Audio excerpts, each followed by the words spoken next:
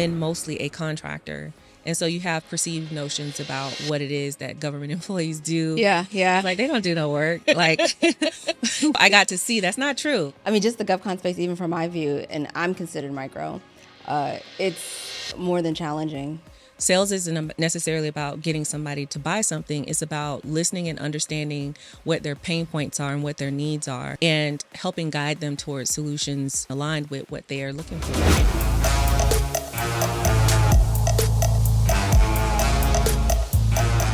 Welcome back, Bold Move Besties, to another episode of She Built Success. I am your host, Claudia. Let's get on into it. All right, so today we are joined with Tasha Jones. Tasha comes with us with a wealth of experience, knowledge in the government contracting space. We're going to sprinkle this a little bit different today and talk about transitions, pivoting, and what it means to build something in alignment. Tasha, welcome. Thank you. Thank you so much for having me. Thank you for coming. So I'm excited we actually could sit down physically and have a conversation. I know we met around the pandemic timeframe when things, of course, were uncertain, and we're meeting again and things are still uncertain, just a little bit different in the GovCon space. And so I really want to talk about just what GovCon has meant to you, like how you started, and then kind of what you're getting into today. Okay. So that's going to take us back a little over 2 decades. Wow. Mm-hmm.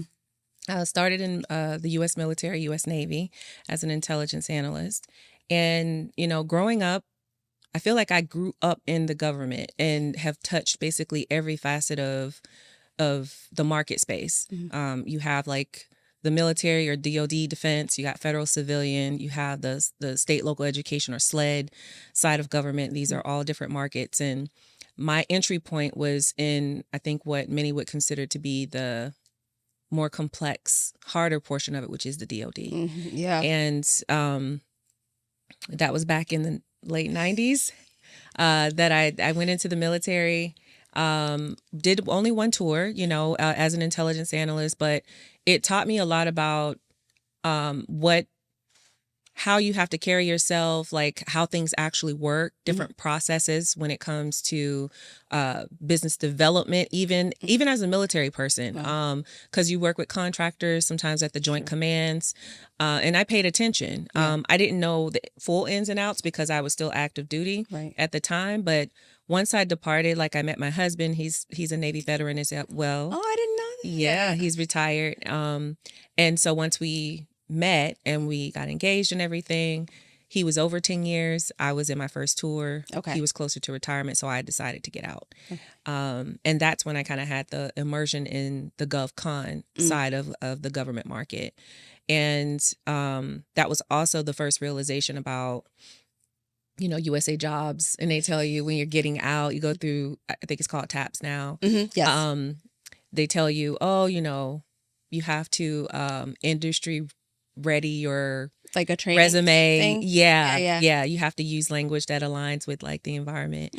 I was trying to come out and actually go to a government position doing intelligence analysis, and so I put in, you know, my resume and I did all the things they said to do and went for jobs that I knew I hit every bullet, you know, for the job, and didn't even get a call back, didn't even get like down selected or anything. And so I started applying to contracting positions.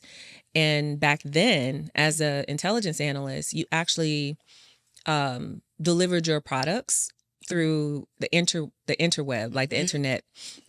And so you had to learn HTML and you had to build your products that way. And so I had a background doing web development as a result of me being an intel analyst in the military. And so I got my first contracting job doing website development maintenance down in Pax River. Okay. Yep.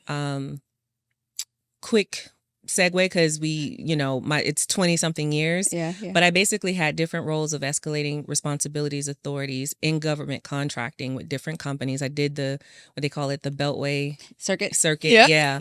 I mean, I was with Northrop Grumman. I was with SAIC. I was with, it was a company called STG. I don't know if they're still around. I know I was with them when they were tiny. And so, and they became a large business. Several other companies, and kind of hopscotch back and forth between intelligence and technical. My undergraduate is in computer information systems. And so I was a data analyst before that was a thing with intelligence analysts. And I kind of always in addition to my intelligence role, sat kind of in the middle of the intel analysts and the new technologies. Like when Palantir was coming to the agency, I was one of the first analysts to get pulled in to kind of help set that up, and eventually became a senior executive with the contracting firm. And that's when I really got into the business development, kind of seeing how operations actually happen and the business of GovCon versus just being an operator or a, independent or a deliverable person that's on site. And then that was a whole nother experience. Yeah. And it felt like I was starting over from scratch because I started to touch my toe into the federal civilian space where most of my experience had been defense. And as you know, that it's just different. Yeah, sure. It's always boots to the ground and yeah. It's very different language. Yeah. Acronyms are different. Processes are different. You have, when you're talking business, there's regulatory differences. Yes. Even with the FAR and the D, you have the DFARs, yes, the defense. So yeah, that was a very huge learning curve, but I had a lot of support. That's good. And they turned me on to some of the things to pay attention to, certain things to avoid, certain people to avoid, because that is a thing. Yeah. Especially if you do the conferences and the circuits and things, and you're going to, things happen, right? Yes. And so, yeah, that was good. And then I became a government civil servant. Yeah. So it's like, yeah, you just literally, so look, you did the circuit in companies and you did the circuit in the Fed space as well, or the government space as well. Yes. So I was a 15 at FBI for a while. Really enjoyed that experience. And it was like from my perspective, it was a do or die point because I was becoming too senior industry wise to where, like, from a salary perspective, I felt it wouldn't have made sense for me to take a government position. And so I'm glad that I did get that opportunity because I work with some excellent people at the FBI. In government contracting, there's us and them. There is that.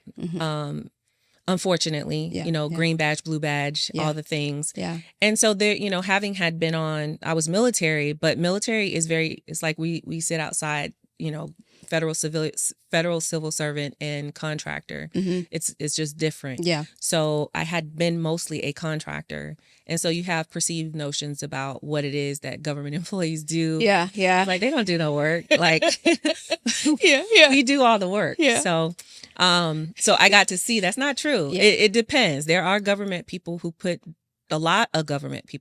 time and work in, and they really try. You learn more about the barriers and like what they call governance, and it is governance, but sometimes it's a little too much, and it takes a lot to get something from point A to point B. Yep. And so I got firsthand experience with understanding how to not only have awareness of those things, but how to navigate them in a way that aligns and ensures compliance and delivering compliant, managed, secure services and products as a government employee, but also not taking forever to get something delivered. So I was known as a turnaround PM, where I get put on projects and programs that's off the rails to fix them, align them, and then move on. So you're like a fixer. Like a fixer. You're like Olivia Pope. Yeah. There you go. Yes. That kind of thing. Yeah. And I actually enjoy that work. Yeah. Like that in that role at FBI is where I truly kind of like feel as though I owned, it's okay to have high stress, high pace, high reward type opportunities as long as you're also taking care of yourself at the same time. Yeah. I was only at the Bureau for a little over 4 years, and then I went back to industry as an executive. Okay. And that was my first time being a full executive in a company where I really had P&L responsibility for a whole division, and my portfolio was pretty extensive. And I'd been exposed in management and leadership before that role. So I kind of knew what to do and how things were supposed to operate. And plus my relationships I had developed over the years really benefited me in that position. And then with that company, they actually I knew that they were transitioning towards a acquisition. Okay. And so even got some insights and experience with supporting a company that is staging, if you want to call it that, for an acquisition. I also at that time got plugged into a network of friends who were starting up a new it wasn't a nonprofit. It's Citrine Angels. It's a women investment group teaching women about angel investing and providing a safe space for them to not only learn about it, but practice investing in women-owned businesses. And so learned about acquisitions and mergers and angel and venture capital and private equity. So my business acumen is just going up and up and up. Yeah. And then I was like, I'm tired and I'm growing all these things for all these companies. I'd really like to not have to worry about everybody else, because I believe when you are in a leadership role, that servant leader thing is very real. Yes. And it's your responsibility to ensure that the people that you are responsible and accountable for have what they need to do the best job for the company, that you're with, or the agency that you're supporting. And although I love doing that, it is draining. Yeah. Especially depending on the type of person you are. I'm a very empathetic person. A closet introvert too. So it doesn't take much for me to get tired of overstimulated with a lot of things. And I was like, it'd be nice to have my own thing, but do I really want to do it in the gov space? I don't know. And so I worked at a small GovCon for the first time, like a really, really small GovCon for the first time. And long story short on that, it made me realize I didn't really want a traditional small government contracting business. And so 2019, I started my company 2039 as an independent consultant, in being a subject matter expert. I started at the Defense Intelligence Agency and did several different roles and projects there over the course of the first 3 years, which was so fun. Even with the complexities and stuff. And I learned that was a whole nother transition, because I had never had my own business where that was my income, because that's different than, and I said this, I've disclosed this already, so it's in the public sphere. I used to do bedroom candy with Candy Burris. Really? When she first started. Yeah. Oh my gosh. When she first started, I was doing that. And so I was doing my MBA and I'd never had a business. Yeah. And I was doing my MBA as an older adult. And I was like, I understand that book knowledge is different from application. And I really wanted to practice some of the business models and do the things. And I was like, well, what can I do? And I talked to my husband and he was like, oh, you should do sex toys. And I was like, really? Come on, support. Yeah. And there was a few options, but it boiled down to it allowed for a flexible business model where my time could be mine. Right. It was a low cost of investment. Right. And I could customize how I delivered my services. You didn't have to just do parties and drop shipping. I actually got in. There used to be this, I don't know if you recall, but there was a Shecky's. They used to come to DC and it was like a pop-up vending thing where they'd have sponsors. It'd be drink sponsors like Smirnoff and Tampon and all the things. But they would have little pop-ups around Dark Constitution Hall down in DC. And you'd have, people who have sunglasses, dresses, shoes, all kind of things. Well, I got priority for the adult massagers for bedroom candy. And I used to set up and I started doing market analysis to see, because I was doing here in DC and in New York. Okay. The clientele from those two market spaces, when you're in person, they want to take the product with them versus drop shipping. DC likes green apple versus candy, for the what is it? I can't remember what it was called, but it's the what is it called? Oh my gosh. I can't remember. That's all right. But the flavor, they love they prefer the green apple versus the other. Also in DC, it was so funny. It was ironic. They're a bit more, I don't want to say prudish, but they like the products that were more proper. Yeah, like the lipstick massager and stuff like that. So I would buy inventory for those events, and then accommodate. And so I learned about market analysis. I learned about actually customer service. And I think the biggest takeaway of doing that particular business, I was doing it while I was at FBI as a government employee. And so I was doing it on my own time. So time management. And the biggest takeaway was me not being so afraid of somebody saying no. Yeah. Because sales. That was the biggest thing. And then people were like, and I was able to talk to anybody about anything. Because if you can talk to somebody about massagers.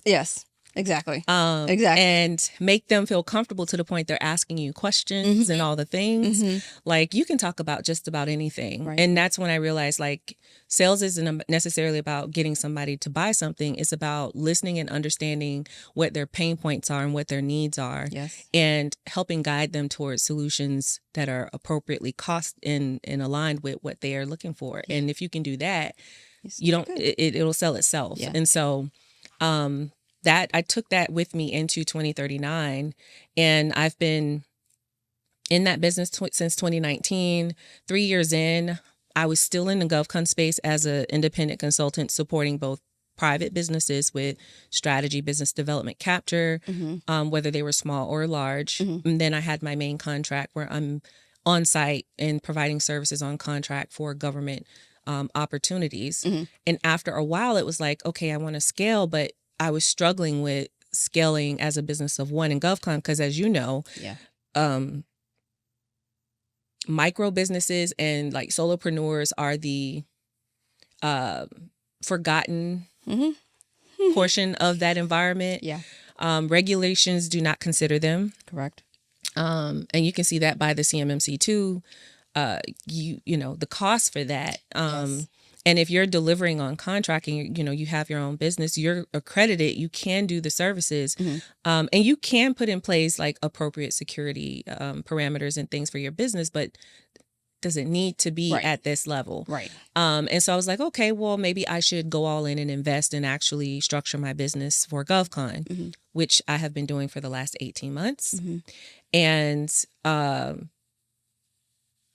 that got me to January of this or last year.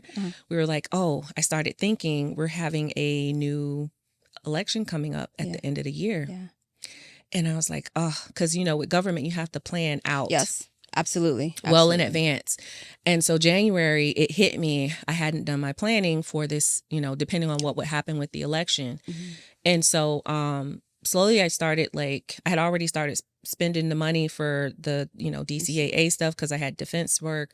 I was pushing to get my facility clearance to hold classified contracts. I was positioning to try and get a couple of best in class vehicles, and the financial systems in our security systems, and just spending money and hiring people, because also you have to have dedicated staff in order to put certain things in place and to have the consistency and resourcing. And some stuff's just as sensitive. You don't want to have consultants doing everything.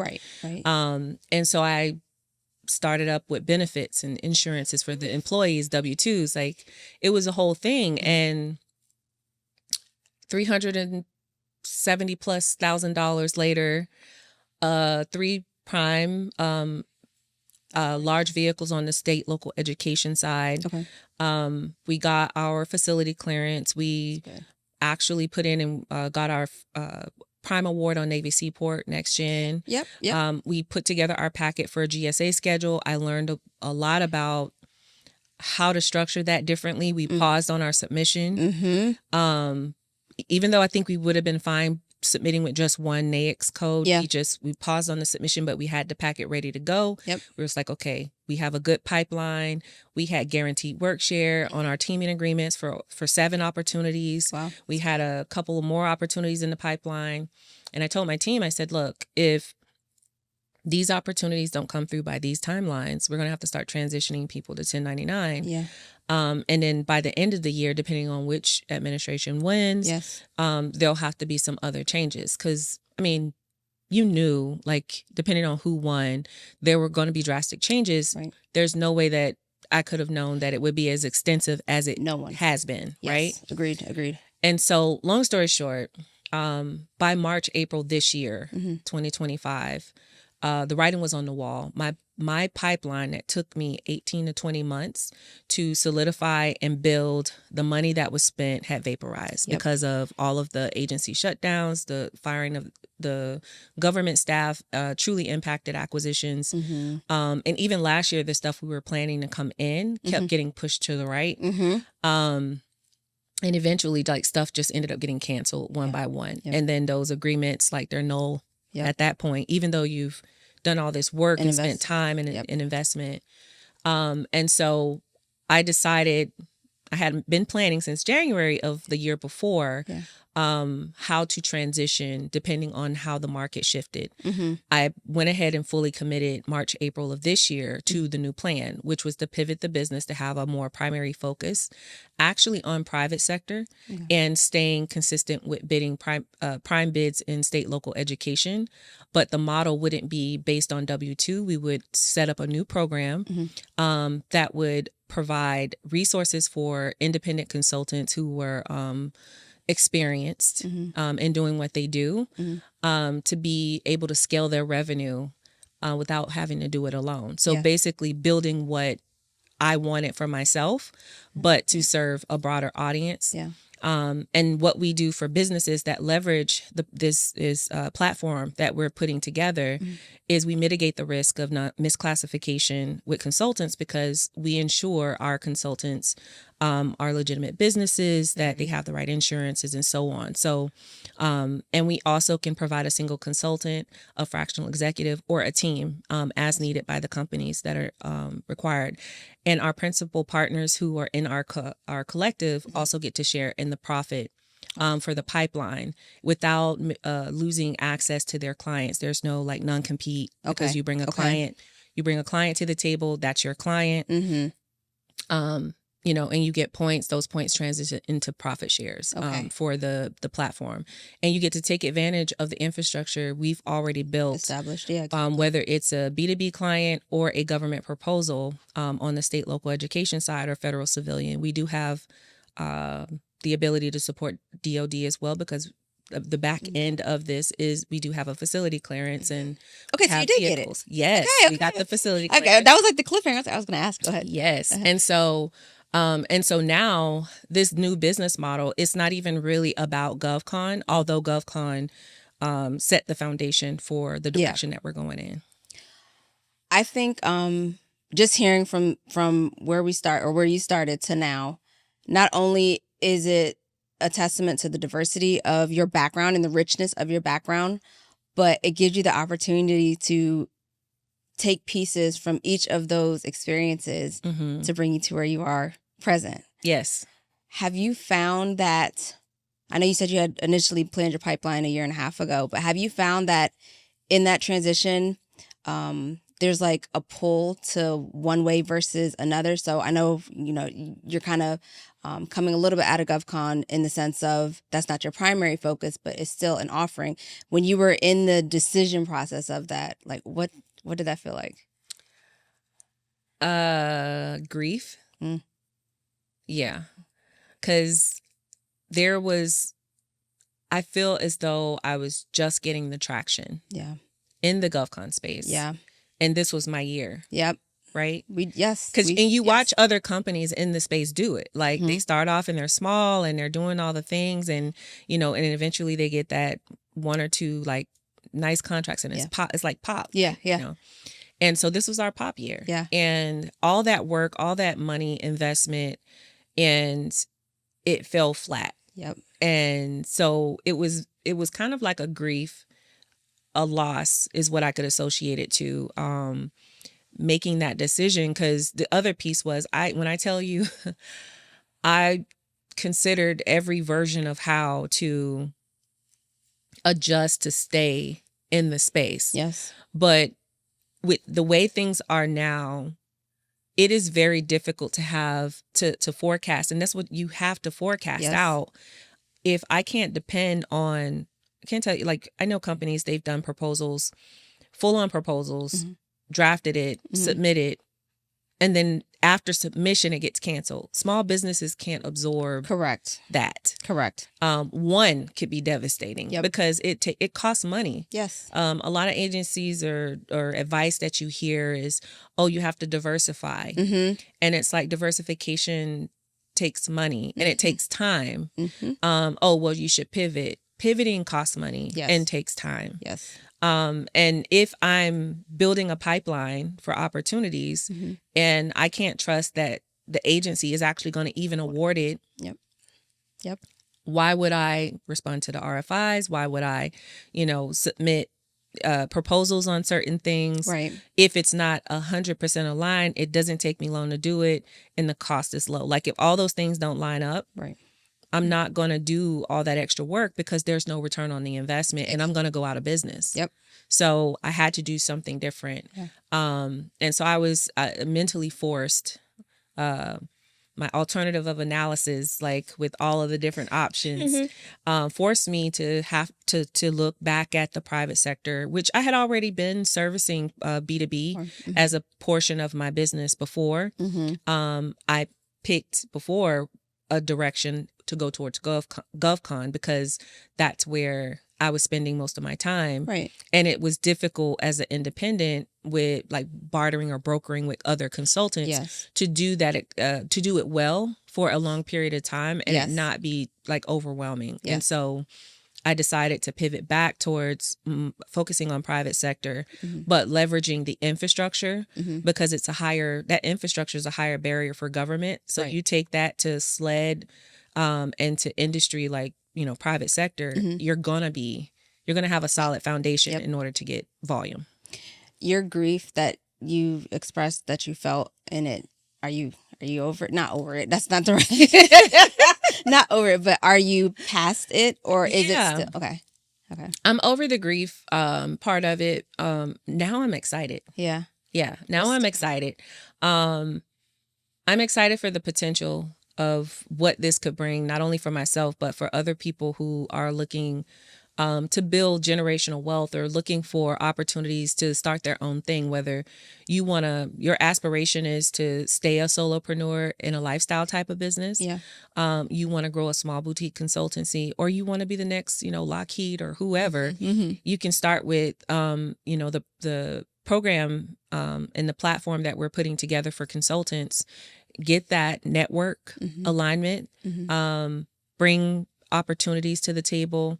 You get training as well, opportunities for marketing to spread thought leadership with some of our business partners that are teaming up with us that have a much broader, audience scale. Yeah. And there's just, we have plenty of tools. The tool stack, like if you're executing a project within our platform, all of the required licenses and tools, those are covered by the collective itself. Okay. And so you get all that infrastructure to function like a firm without the restrictions that tends to come with a traditional firm and the overhead for the businesses. Do you think, I'm going to project you a little bit.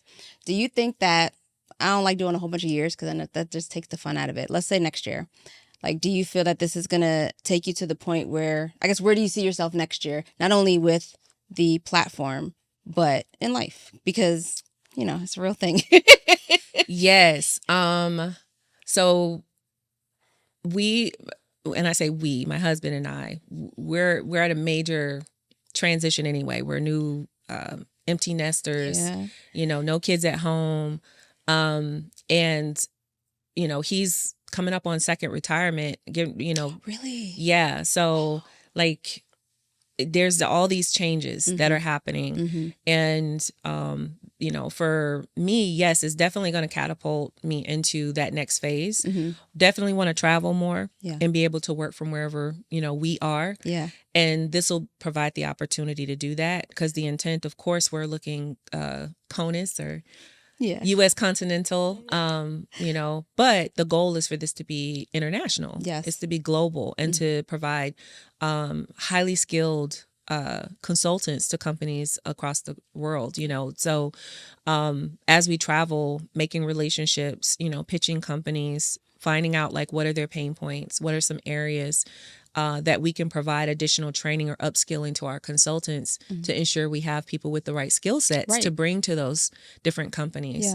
And so, I see myself in this business within the next year having significant traction and growth. We already have had some offerings for partnership for acquisition or early acquisition and investment, which I've pulled back. Pulled back and was like, not ready for that yet. I'd really like to build something and proof out. Although we did validate our market before I went forward with this full speed, but get some revenue. Get some revenue and have some wins that we can have on the back end, and then come back and talk to those potential investors because what we're building is something that could easily be leveraged or attached to a business that is private or in government contracting, but that's trying to diversify their portfolio. A lot of companies in GovCon hire on the W-2 side because of how contracts are structured. But if you're starting to diversify and say you're going into SLED a little bit more heavy, well, SLED tends to be more project based. And you don't necessarily have to have all W-2 all the time. And then you're talking B2B, same thing. Like you don't need to have all W-2 all the time. So it just depends.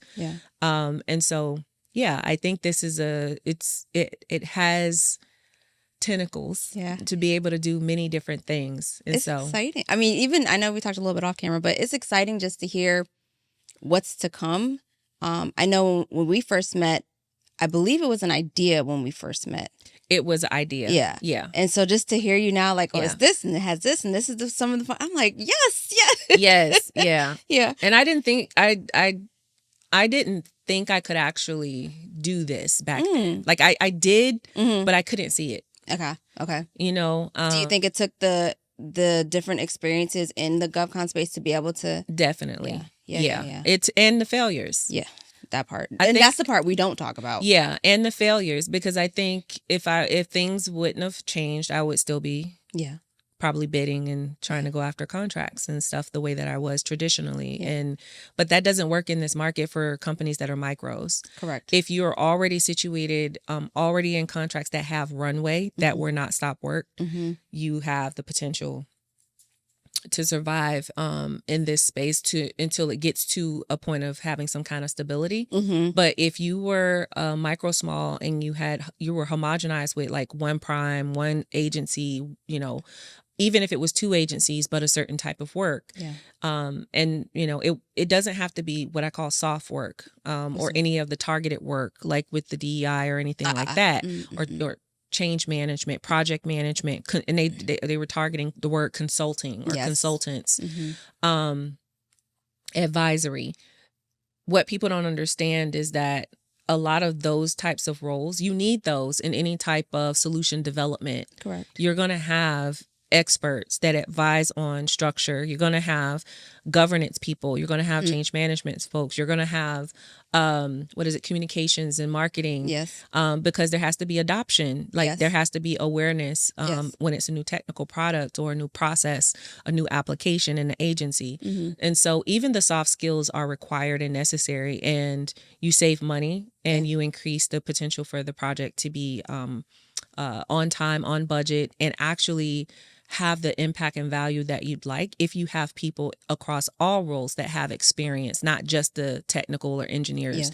And so, I do believe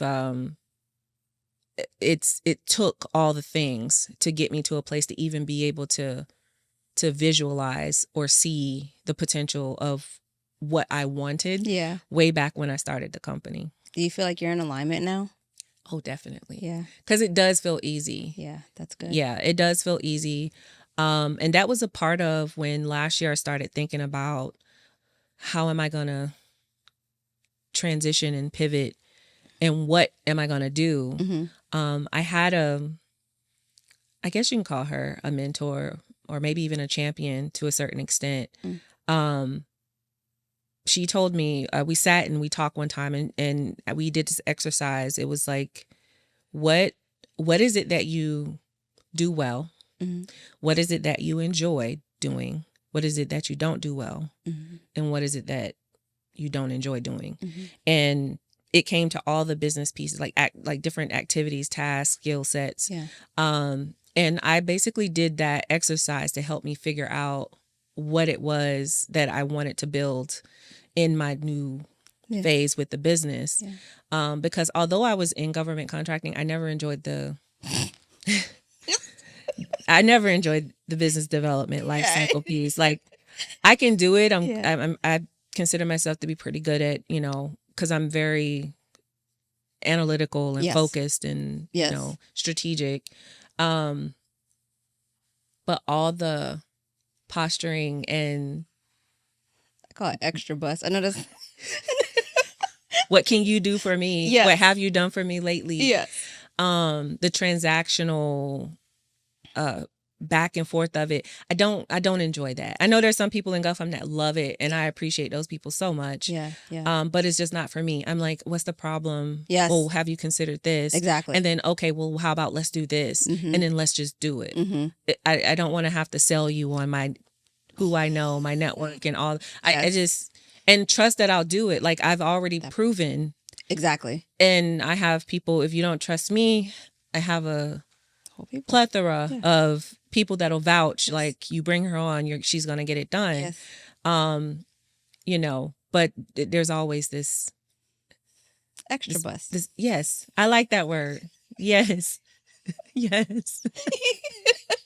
I think when we are, just the GovCon space, even from my view, and I'm considered micro, it's been more than challenging, and it is and can be extremely frustrating. And I know there was what did I do? I was talking about laziness at that time, and I remember you had commented. Oh yeah, I did. And you were like, well, can I offer a different perspective? And it it's it could potentially be burnout. They're just and it's interesting because when you recorded it, or when that clip was recorded, it was before administration, right? Okay, yeah. And so then when I saw your comment, I was like, oh yeah, girl, I'm right there with you. I agree. I agree. Like, I do not disagree. Burnout is real, and even for me, I found I'm at a point now where I'm like, I'm tired. I am tired. Yeah. On so many levels. So I completely agree with that. I do still think there's lazy. No, always. There's always, and no matter what subject matter it is, situation, there's always a group of lazy. Like, there just is. That want quick and easy. Yes. Don't want to do no hand work. it to, So I get that. There's always that. Yeah. But I feel that is the talk track for GovCon when it comes to small business. Mm-hmm. Right. Yeah. It's a quick go-to for government. It's a quick go-to for large businesses. Mm-hmm. And it's like, no, no, you can do the work. Yeah. You can work your behind off. 18-hour days. And I'm not even exaggerating. Yeah. Writing, responding to RFIs, going to all the events, submitting into the large business vendor databases, registering your company, following up and keeping that updated, asking for pitches, trying. If you are brand new to this space and you don't have somebody that's going to bring you in, it is expensive and time consuming, and you can do all the things and still not make any traction. Yeah. And you can do it the way they tell you to do it, and it just won't work. Yeah. So, but government loves to say, oh, well, maybe you did this wrong, or maybe you should do that. Update your cape in this way. Yeah. And then you get into something, and maybe your finances aren't, you spent so much money getting to the first thing. Oh, well, you got to have your funding. Mm-hmm. I spent $100,000 getting to this $150,000 contract. What are you talking about? Yep. Like, I did have funding. Right. Right. It cost me money to get this little contract. Yep. And simplified acquisitions aren't simple. Yep. They're not easy to get into, and you need to have relationships with government in order for those to actually happen the way that they claim that they happen. Mm-hmm. And what you read in like the AFRs, like the annual financial reports, which typically gives you a better idea of how an agency is actually going to invest. Mm-hmm. And then you look at like the strategy documents that they have if you're, from a technical perspective, or like now AI is the thing. Mm-hmm. And then you go to GAO and you look and see, like, from an auditing perspective, or you can build a history of what issues and problems agencies have been having. Mm-hmm. you can kind of put a story together Yes. that aligns with your competencies in order to target like which agency works best for me. You basically building a profile. Yes. Yes. Come on, data analyst. Let's go. But it's like all of those things though, take the time that it takes. There's a money because even if you're billable and you're doing all these things, you only have so much capacity, right? Yep. And then government uses that against you too sometimes, and large businesses. Oh, well, you don't have the capacity to do a larger X, Y, and Z. Well, I won't get the capacity until I have the revenue, correct, to be able to bring additional support in. If you never give me the opportunity to even build the capacity, because you give me a contract, I'll get the funding. Right. Even if I have some funding, I can get funding. There's enough banks, right, funding mechanisms that if you have a contract, like, and not in a predatory way, right, I would be able to execute. Like, I've proven that I can do this small work. Let me do this larger assessment for you instead of you giving it to MITRE or Booz Allen or Deloitte or PwC or EY. Love y'all. But these are small, like, opportunities that are appropriate for small business. Yes. And they often don't even make it to SAM. Yep. Which is the easiest platform for most small businesses, even new entrants that are coming into the space. And so, yeah, I have a lot of qualms about, like, I do too, like government, the contracting space, and when it in small business. I really do. I've changed up my advice when I talk to people that want to come into the space. Now I tend to push them towards some type of acquisition to enter versus starting from scratch. Whereas before, you used to be able to start. Right.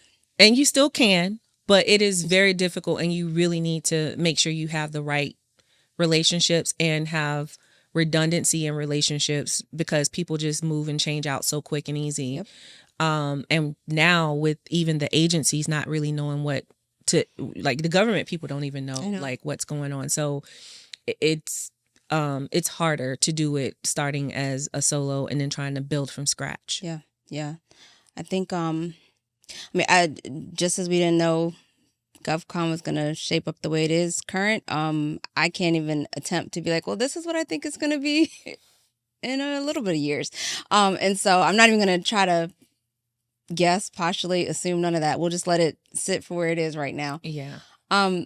What do you think? One question that I know I was supposed to ask you earlier and I forgot. What is your definition of success? That's a loaded term. Oh, break it down however you choose. That's a loaded term. So I would say for me, success looks like having the ability to have options and flexibility, having, choice. Yeah. That's success. Yeah. Because not everybody has that. And what I mean by that, let me just give a little bit more context. At one point in my career, like, my income had nearly tripled. And I was like, making really good money by myself. And I wasn't even really working full time. It's the way that I structured things that allowed me to have that flexibility. And when I decided to pivot and scale and become a more traditional government contracting firm, my revenue decreased significantly. My funding decreased significantly because I was burning higher than was coming in. Yep. I was working around the clock, like not getting a lot of sleep, being sick, working while I'm sick. Yeah. And I just felt this stress and pressure of, like, I didn't even have the option to take the time off, or I didn't have the choice to be able to go, and I have to fly. I have a 10-hour flight, but I, sitting in economy, and it's like, some people are like, oh, those are first world problems. And it's like, yes, and options, comfort. Yeah. To me, that's success. Yeah. Having the capacity to have those things and be able to make decisions that are going to enable for me. Because my big push is, I love creating systems and opportunities for people who don't have. Yeah. And if I can do that in a way that doesn't degrade who I am, and just, as a person that lives with chronic conditions, like my health, because that's a big part of it too. And we didn't even talk about like that portion of it, right? It's draining, and it's a lot of positivity, like being kind to myself. It took me a while to learn how to be nicer to myself in my head. You know what I'm saying? Like when I'm doing certain things, or if I make a mistake, or if somebody does, you get 50 million microaggressions, regardless of the ethnicity of where they're coming from. And, but just absorbing all of that, and then still trying to push forward when things don't work out and don't go the way that they're needed to go. You need them to go in order to move to the next phase. And so, I would say having options, having that comfort, that flexibility to make those decisions so that I have the energy and the capacity to give that impact, and help put those systems in place, because we can't depend on our government to do that. So, the government never was supposed to be an end all is all when it comes to, social equity and, all the things. They're supposed to be a facilitator of it, but it's up to us too to do our part. And so for me to do my part, like I need to have a full cup. Like I can't just be on empty all the time. Depleted, exactly. Yeah. Exactly. No, I think it's interesting. Do you find, I know I asked you success is options.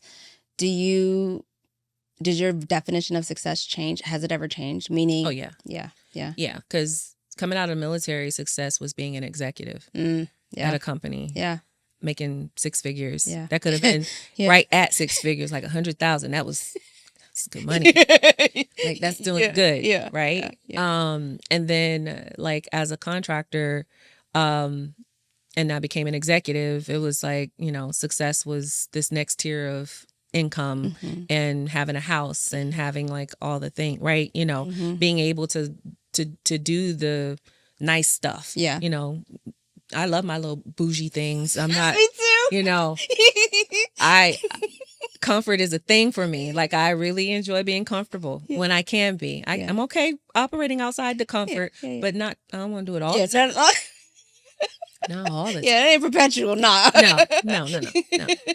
So, that was, aspiring to have the things. And then it's like, okay, the things really aren't that important. And then it's like, okay, family connectedness. Then that started becoming, success. And, I love that my kids are so comfortable coming to me, showing me stuff that should not see the light of day in public, or telling me about, things that what some people think kids wouldn't tell parents. I appreciate that. That success is like, having that connectedness with the family, being married 26 years. Wow, congratulations. And still loving and liking my husband, that is success. So my definitions have definitely shifted, which is why I said it was a loaded question, over the years. Yeah. Is there anything, so the audience, we have a mix. We have actually a high number of males to females that watch on YouTube, and entrepreneurs, some looking to get into GovCon, some kind of dipping their toe to understand it. Is there any, and then some are just entrepreneurs to be not in GovCon. Is there any parting advice, wisdom, or words you want to leave with the audience? If you're looking to come into the government contracting space, definitely plan for the long term. Don't expect that when you come in, it's going to be a pop right away. Unless you are coming in with the acquisition and a champion company that's basically going to hold your hand and ensure your success. I say that as I'm sure you know why I say that. I feel like there's a lot of people that come in and there's a lot of information on YouTube, Instagram, all the socials that make it seem like, oh, get your, $100,000, $1 million contract tomorrow. All you have to do. I can't tell you how many times I get phone calls. Oh, I see that you're registered. Oh, and would you be open to us introducing you to agencies? I'm like, no, I'm not. because that's not going to give me any money. Right. You're introducing me to agent. I can introduce myself to the agency. Thank you. And, you know, the do your homework, that is another part of the talk track. It's a true statement. Yeah. You got to do your homework. But you also have to execute. Yes. And if you leverage consulting services or support services, it's not their job to get you the contract. Correct. You shouldn't be buying contracts unless you're buying a company to buy the contracts under the company through the acquisition. Yeah. But if you have a business going and you need the support, use those services to bolster your differentiation, your knowledge, intelligence that you're getting, and reduce the timeline from identification to proposal. Automate and integrate like your platform so you can streamline operations and reduce costs, so you can increase your profit margin on the work and have a lower wrap rate. Like, these are things that when you're coming into government, if you're wanting to weather this space, you have to do that. And I would say on a last note with that, also come knowing what your boundaries are, especially, I mean, even before this administration, this administration didn't create the environment. I think it compounded and exacerbated like things that already was in the space, but this space was already very difficult before everything that's happening now happened. Right. And so understand and know what your boundaries are, because just like any market, there's all kind of stuff that happen in this space, between people, stuff with contracts and government, agencies, with government staff, like, even the type of contracts you take, the type of work that you want to do, the type of partners you want to be in business with, because you can end up being put in situations by the nature of your partnerships, and that you don't want to be in, and have your business have a reputation by association. And so have your boundaries, have an awareness of those things in addition to, I would say, the more tactile business criteria that you think about when you go into a new market. I think small businesses, entrepreneurs, however they self-identify, need to run this back, all the way back from the beginning, and listen and take notes. Because Tasha, just having you on and just having this conversation, I'm like, yeah, we'll come back to that off camera. I genuinely appreciate just what you brought and how you're able to not only talk about your experiences, but tie it into what's happening now and then what you see and project in terms of just small business, even in the private sector, as you had mentioned earlier. So one last question, and then I'm done for real. Where's your first travel trip? Like, where do you want to go? Like, just anywhere Africa. I know that's right. Yeah, anywhere Africa. My husband and I have been wanting to go, and I've had plenty of opportunities to go, and then every time something happened, because I used to live in the UK, right? Really? Yeah. Okay. And I was supposed to go like 3 times, and it just didn't. He was right there. Yeah, and it just did not happen. So anywhere Africa. Okay, Africa. All right. Put that on the little timeline horizon. I see that. Yes. Tasha, thank you so much. I appreciate you. No, thank you for inviting me. This was fun. Absolutely. Hopefully I wasn't too verbose, Girl, no. When I get going, I get... Nope. That's how I was just like quiet. I was like, be quiet. No, but ladies and gentlemen, thank you for tuning in for this episode of She Built Success, and I'll catch you on the next one. Bye.